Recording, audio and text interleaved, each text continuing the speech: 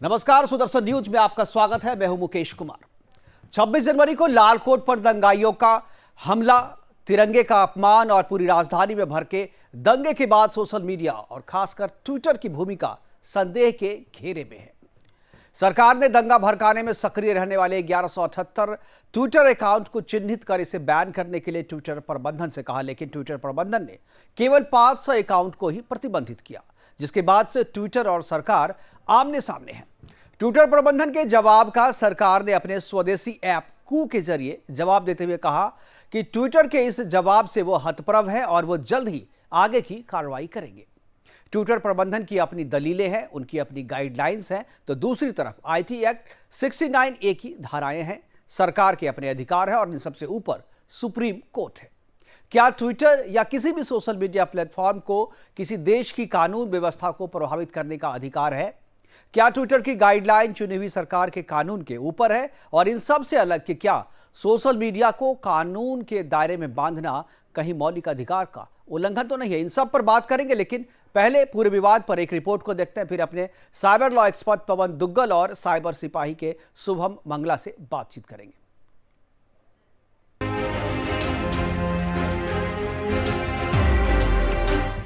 भारत में मनमानी कर रहा है विदेशी ट्विटर। भारत सरकार के आदेशों को भी नहीं माना, हिंसा और उपद्रव को दे रहा है बढ़ावा। अब ट्वीट नहीं, कू करने का है वक्त। विदेशी ताकतें हिंदुस्तानी सरजमी पर अपने नियम कैसे चला सकती हैं? कैसे कोई विदेशी कंपनी हिंदुस्तानी सरकार के आदेशों का पालन नहीं करेगी? लेकिन ट्विटर ने ये हिमाकत कर दी है। ट्विटर पर हिंदुस्तान के खिलाफ साजिश के तहत लिखने वालों की बाढ़ सी आ गई है। जब से किसान आंदोलन की शुरुआत हुई, तब से इसमें और ज्यादा बढ़ोतरी हुई है। खालिस्तान और पाकिस्तान समर्थक ट्विटर हैंडलर्स ने लगातार देश के विरोध में ट्वीट किए। मोदी विरोधी किसानों को भड़काने के लिए उन्हीं ट्विटर हैंडल से अभियान चलाए गए।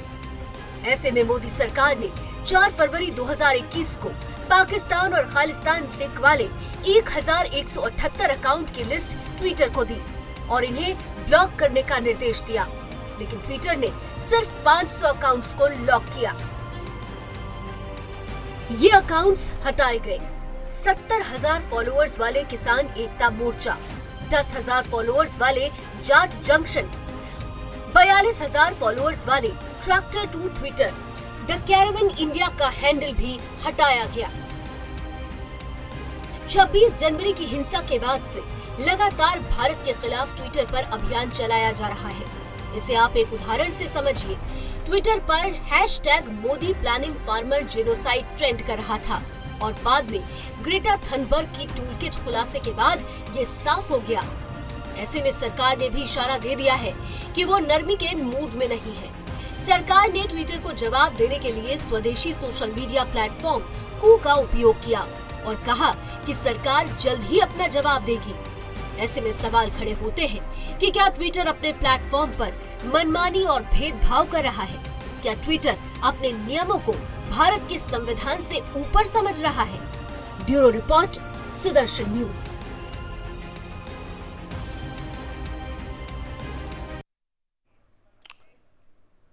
जी हाँ, तो अब सवाल यह है कि क्या ट्विटर के जो गाइडलाइंस है वो भारत के संविधान से क्या ऊपर है?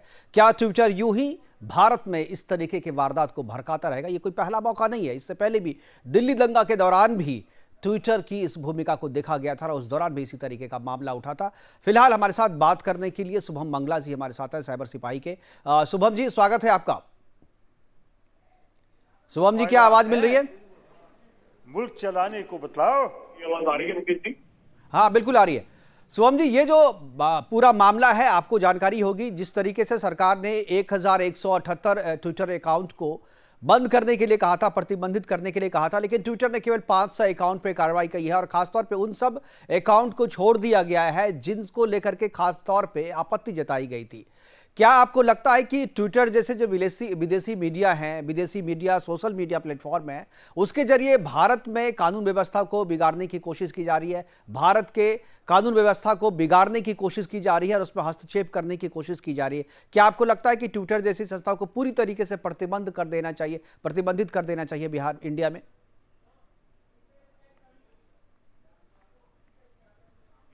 आज देश का बच्चा बच्चा उसकी बौद्धिक स्तर को देखिए, उनकी मानसिकता देखिए, सबके सामने सारी चीजें एकदम स्पष्ट रूप से साफ है। पानी से पतला, कोयले से काला, जो परिदृश्य है हम सबकी आंखों के सामने है। टूल किट जो आया, वो टूल किट आपने भी देखा, हमने भी देखा, देश के नागरिकों ने देखा। उसमें बाकायदा बताया गया है कि किस किस ट्विटर हैंडल को फॉलो करना है, क्या क्या आपको हैशटैग यूज करने हैं। लेकिन मुकेश जी, मैं आपको ये बताना चाहता हूं, और मैं जानता हूं कि सुदर्शन न्यूज को देखने वाले जो दर्शक हैं वो भारत भूमि के सबसे राष्ट्रवादी दर्शक आपके चैनल पे हैं। मैं आपके दर्शकों को पहले प्रणाम करता हूं और उनसे कहूंगा कि जो मैं बोलने वाला हूं आप मेरे को अगले 3 या 4 मिनट दीजिएगा। मैं पूरी आपके सामने यहाँ पे बात को रखना चाहता हूँ। देखिए, एक ट्विटर के 1178 अकाउंट्स को बंद करके हम कोई बहुत बड़ी जंग को नहीं जीतने वाले हैं। हाँ, हमें बंद करना चाहिए और सरकार का ये दायित्व बनता है, और ट्विटर के ऊपर प्रेशर डाल के, दबाव डाल के ये करवाना चाहिए। 500 अकाउंट हुए, बहुत अच्छी बात है, लेकिन जैसा आपने बोला कि 1200 राउंड फिगर बोलूंगा 1178 को, कि 1200 में से अगर 500 हो गए, जो बाकी 700 तकरीबन 700 नहीं हुए हैं, वो कौन से हैं? वो बड़े वाले बागड़ बिल्ले हैं, उनके ऊपर एक्शन लेना चाहिए। ट्विटर के अकाउंट को बैन करने के साथ साथ मुकेश जी, हमारे को ये समझना होगा कि ट्विटर पे क्या हो रहा है। ट्विटर पे नरेशन सेट किया जा रहा है। अब नरेशन सेट सिर्फ ट्विटर पे नहीं हो रहा है। आज हम ट्विटर से उनका अकाउंट डिलीट करवा देंगे, वो फेसबुक पे लिखेंगे, वो यूट्यूब पे वीडियोस बनाएंगे, वो जगह जगह पे अपना जो गलत प्रचार है उसको करेंगे। हमने सबने देखा 26 जनवरी को लाल किले पे हमला हुआ, देश के बड़े बड़े पत्रकार, जिनको हम कहते हैं बहुत बड़े पत्रकार, तुरंत बोलते हैं कि गोली लगने से इसकी मृत्यु हो गई,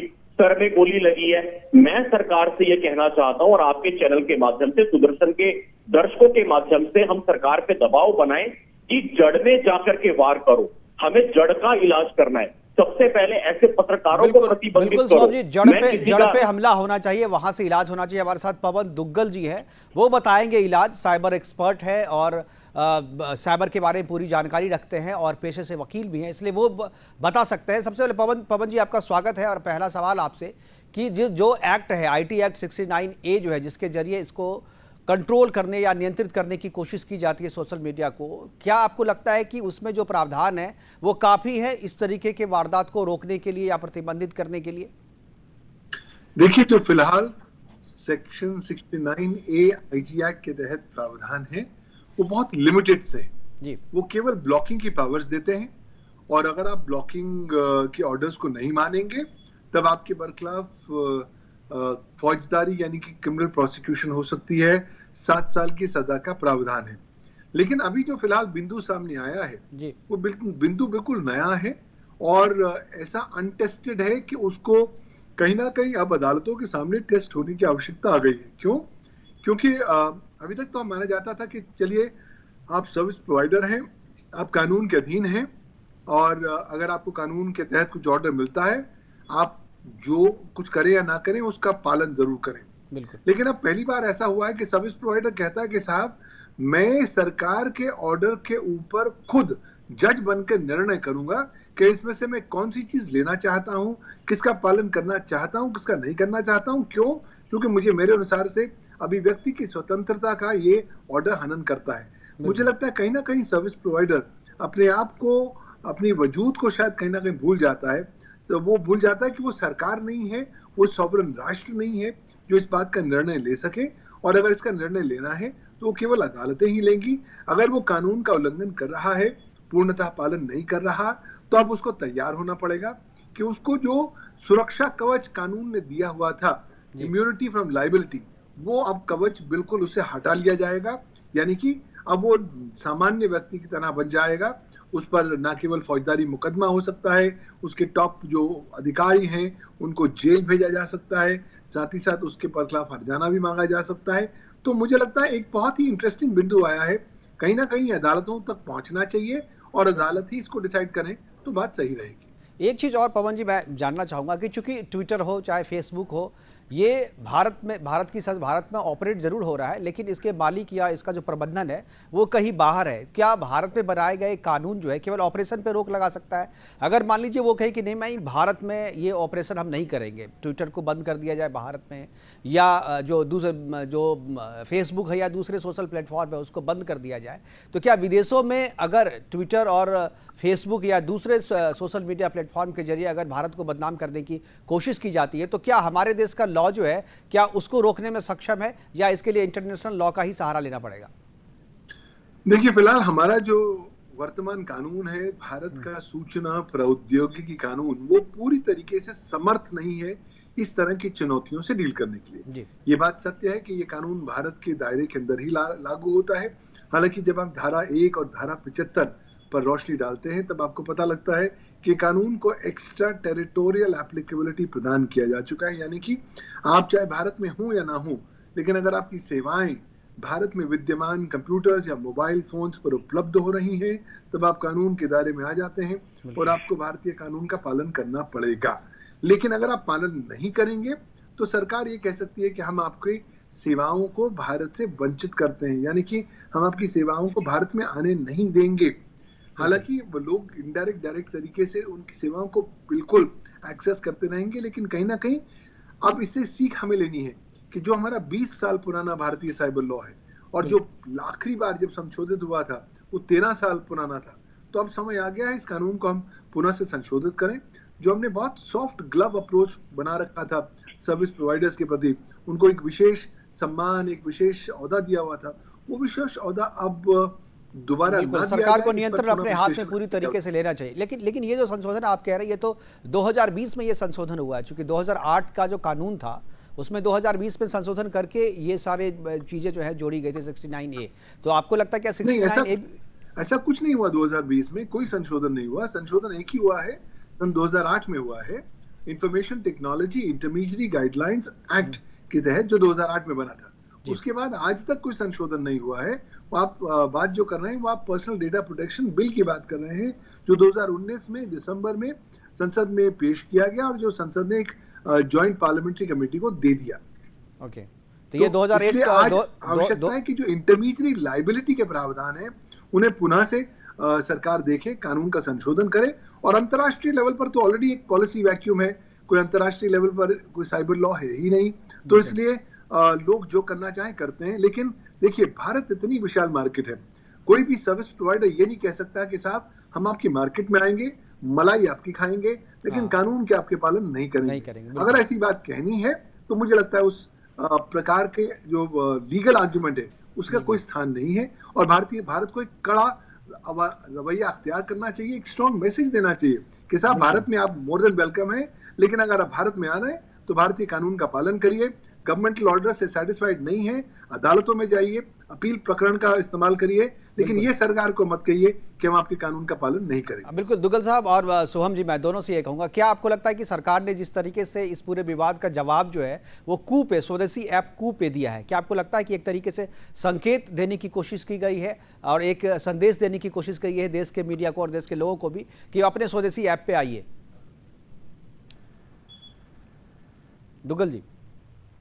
देखिए, मुझे लगता है संदेश देने की कोशिश तो की गई है, लेकिन संदेश किस हद तक कारगर होता है वो आने वाला समय बताएगा। क्योंकि लोग काफी हद तक अभी इन अंतर्राष्ट्रीय ऐप्स की सेवाओं से लगभग मैं कहता हूँ पूरी तरीके से आश्रित हो चुके हैं। बिल्कुल, तो ट्रैप, बिल्कुल मैं तो कहूंगा आश्रित, मैं तो कहूंगा ये ट्रैप है जो दूसरे जो विदेशी सोशल मीडिया प्लेटफॉर्म है उसने ट्रैप कर लिया है। शुभम जी, मैं आपकी प्रतिक्रिया चाहूंगा, क्या आपको लगता है कि ये एक ट्रैप है सोशल मीडिया का, विदेशी सोशल मीडिया का, जो भारतीयों पर एक तरीके से ट्रैप किया गया है, और स्वदेशी ऐप जो प्रधानमंत्री ने जो मंत्रालय ने जवाब दिया है कू पे, स्वदेशी ऐप है, क्या आपको लगता है कि इस संकेत से अब लोगों को संदेश लेना चाहिए कि अब अपने स्वदेशी ऐप का इस्तेमाल करें? जी मुकेश जी, मैं पूरी तरह आपकी इस बात से सहमत हूँ। देखिए, एक संकेत तो यकीनन दिया गया है सरकार की तरफ से, सरकार के विभिन्न मंत्रियों की तरफ से। आज हम कू ऐप पे जाकर के देखें तो सरकार के बहुत सारे मंत्रालय और बहुत सारे मंत्री कू पे शिफ्ट हो गए हैं और वो वहां पे काफी एक्टिव भी है और पूरी तरह से संकेत तो दिया गया। लेकिन जैसे हम कह रहे हैं कि हम आश्रित हो चुके हैं, देखिए आश्रित हम तब तक है जब तक ये सुविधा हमारे पास में है। एक झटके में अगर 50 या 53 ऐप हटा दी जाती है, जिसमें टिकटॉक भी था, आज हमारे देश की युवा पीढ़ी, हर दूसरे घर में एक बच्चा टिकटॉक बना रहा था, हर चौथे घर की लड़की टिकटॉक पे नाच रही थी, लेकिन वो रातों रात खत्म किया गया है ना। एक कड़ा कदम लेने की जरूरत है। आप मेरे को 2 मिनट कीजिएगा, मैं बहुत सरल भाषा में कुछ कहना चाहता हूँ। देखिए, इस पूरी प्रक्रिया को समझिए मुकेश जी। एक होटल है, हम कहते हैं एक ढाबा है, उस ढाबे पे 5 लोग आते हैं और रोज हिंदुस्तान को गाली बकते हैं, हर रोज देश को गाली देते हैं। अब ये कहा जाता है कि हम ढाबे के मालिक को या होटल के मालिक को ये कहेंगे इन 5 लोगों का अपने होटल में आना बंद करो, है ना। यही चीज है ट्विटर को लेकर के कि 500 लोग या 700 लोग या 1200 लोगों के अकाउंट को रिमूव करने की बात की जा रही है। सबसे पहले मैं ये पूछता हूं कि अगर किसी होटल में हर रोज 5 लोग जाकर के देश को गाली देते हैं तो क्या सरकार होटल से उनको आने पे बना करेगी या होटल को बंद करेगी या उन 5 लोगों को पकड़ेगी? मेरा अभी भी यही मानना है स्पष्ट रूप से कि जो एक्शन लेना है वो एक्शन उन जाहिल लोगों पे लेना है, उन जिहादी मानसिकता के लोगों पे लेना है, उन खालिस्तानी मानसिकता के लोगों पे लेना है जो कि देश के खिलाफ बोल रहे हैं। आज ट्विटर नहीं होगा, कल को कुछ और होगा, वो लोग मुंह पे आके बोलेंगे, फिर आप क्या करेंगे? हमें इलाज जड़ में ही करना होगा। हमें ऐसी मानसिकता से लड़ने का समय आ गया है और ये बहुत सही समय। आज अगर हमने एक कड़ा संकेत नहीं दिया, एक कड़े तेवर नहीं अपनाए तो ये हमारी ढीली नीति को हमारी कमजोरी मान लिया जाएगा। जैसे पाकिस्तान ने सदियों तक भारत की सहिष्णुता को हमारी कायरता मान लिया। हमें दिखाना होगा कि भैया इनफ इज इनफ। छोटी सी बात देखिए, शाहीन बाग के नाम पे सब लोग परेशान होते हैं, बेचारे लोग, बच्चे स्कूल नहीं जा पा रहे। आपके चैनल पे हमने खबरें देखी है, कितनी दिक्कत हो रही थी फरीदाबाद के लोगों को, एनएफसी के वहां के लोगों को। आज मेरे घर के सामने जहां मैं बैठा हूं, मेरी खिड़की से गाजीपुर बॉर्डर दिख रहा है। मुझे मालूम है मेरा 5 मिनट का रास्ता तय करने के लिए मेरे को पिछले 2 महीने से 60 मिनट लगते हैं। जो चीज मैं 5 मिनट में कर सकता हूं मेरे को पूरा घूम के आना पड़ता है। आम लोगों की जिंदगी खराब हो रही है। तो ये सारी चीजें ग्राउंड पे एक्शन लेना होगा। ट्विटर को तो पूरी तरह बैन कर देना चाहिए, ट्विटर के अकाउंट्स को बैन नहीं करना। मेरा तो स्पष्ट मत है, बंद करो ट्विटर को। हमें क्या जरूरत है? हमारे पास तो है और बहुत सारे साधन अपनी बात रखने के, लेकिन जो जिहादी मानसिकता के लोग हैं हमें उनको सुधारना होगा। ट्विटर वगैरह छोटी बातें। बिल्कुल। एक चीज़ मैं पवन दुग्गल जी मैं आपसे जानना चाहूँगा, चूंकि तकनीकी और कानून से जुड़ी हुई बातें हैं। आप कह रहे हैं शुभम जी की ट्विटर को बैन करना चाहिए। मान लीजिए ट्विटर को हम बैन कर देते हैं या नहीं करते हैं, अगर जिस तरीके से कुछ अकाउंट्स को हमने बैन किया, कुछ अकाउंट्स को जो भारत के भीतर से ऑपरेट नहीं हो रहे हैं, बाहर से ऑपरेट हो रहे हैं, अगर बाहर के लोग जो हैं अगर हमारे स्वदेशी ऐप पे इसी तरीके की चीज़ें को करते हैं और इसी तरीके का संदेश देते हैं और इंटरफेयर करने की कोशिश करते हैं, तो क्या उन लोगों पर कार्रवाई हो सकती है या यहाँ भी केवल प्लेटफॉर्म पे ही कार्रवाई होगी, जो सोशल मीडिया प्लेटफॉर्म है उसी पे कार्रवाई हो सकती है? देखिए, कार्रवाई सोशल मीडिया प्लेटफॉर्म पर हो सकती है, कार्रवाई उन लोगों पर हो सकती है जिनका अकाउंट सोशल मीडिया पर है। देखिए, अगर आप कुछ ऐसी चीज प्रकाशित करेंगे जो कहीं ना कहीं कानून का उल्लंघन करेगी भारतवर्ष में, तो लाजमी सी बात है कि सरकार कोई तमाशबीन तो बने ही नहीं रहेगी। सरकार को जो कार्रवाई करनी है वो करेगी और जो कानून रास्ता अख्तियार करना चाहेगा वो करेगा। तो मुझे लगता है कि ये दोनों विकल्प मौजूद है। अभी तो फिलहाल सरकार ने संदेश दिया है इस मामले में ट्विटर को कि आप कानून का पालन करें, वरना हम जो कानूनी परिस्थितियां हैं वो हम अनलीश करेंगे। लेकिन अल्टीमेटली ट्विटर के पास भी अब काफी सारे लीगल विकल्प मौजूद होंगे। वो चाहें तो इस ब्लॉकिंग ऑर्डर की अपील कर सकते हैं, वो चाहें तो रिट जुरिसडिक्शन में जा सकते हैं। भाई अल्टीमेटली अब मामला बहुत संगीन हो गया है। मामला ये हो गया है कि आप एक सर्विस प्रोवाइडर होने के नाते कानून का पालन करना चाहते हैं या नहीं करना चाहते हैं, या आप जज बनेंगे भारतीय कानून का कौन सा पोर्शन सही है, कौन सा ऑर्डर का पोर्शन गलत है। तो ये कितना हद तक ये लक्ष्मण रेखा खींची जानी चाहिए? क्या सर्विस प्रोवाइडर्स को लक्ष्मण रेखा के अंदर रहना चाहिए या उसको बाहर जाने की अनुमति उनके पास है? अगर है तो किन परिस्थितियों में है? ये तमाम सारी चीजों को जब तक व्याख्यान न किया जाए और उसका विश्लेषण करके इनकी डिसीजन अगर अदालतें जब तक नहीं देंगी, तब तक तो एक लोगों के हृदय में न केवल डर होगा बल्कि साथ ही साथ एक लॉलेसनेस की भावना होगी। हर व्यक्ति कहेगा अब तो मैं डिसाइड करूंगा, सरकार ने ऑर्डर दिया है कि मैं इसको पालन करूं या ना करूं और इसका किस तरीके से कानून का उल्लंघन होता है या नहीं होता। मुझे लगता है इस तरह की जो छूट है वो कानून के तहत आपको नहीं मिलती। वो छूट केवल अदालतों के पास है। अदालतों के पास वो पूरी पावर्स हैं कि जो डिटरमिन कर सकती हैं कि जो कानून में ऑर्डर पास हुए हैं वो कानून के प्रावधानों का उल्लंघन करते हैं या नहीं करते। बिल्कुल। शुक्रिया हमारे साथ बात करने के लिए पवन दुग्गल जी, और काफ़ी आपने तफ्तीश से बताया, काफ़ी विस्तार में बताया लोगों को और एक एक चीज़ की बारीक जानकारी आपने दी। आपका बहुत बहुत शुक्रिया।